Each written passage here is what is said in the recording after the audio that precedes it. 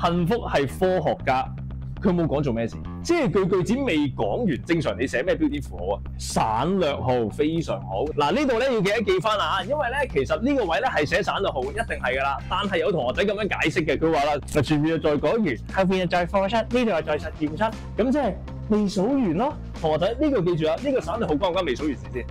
唔關事㗎，嗱呢個係因為未講完，唔係未數完啊！知唔知道？都係省略號，但個概念要識。幫我寫翻低，佢係因為佢句子唔完整啫，佢唔關數嘢事嘅。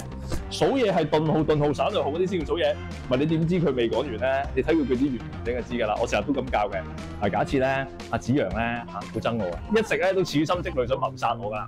直至有一日咧上堂嘅時候咧，阿朱子陽就攞把刀出嚟喺度捅下風上，跟住咧我中刀之後咧就忍唔住講咗一句：你加咩標點符啊？省略號。省略號啦，因為佢句子未講完啊嘛，因為我未講完嘅時候我已經斷咗氣啦嘛，咁就加省略號咯。咁你應該估到啊，佢句子好明顯唔完整啊。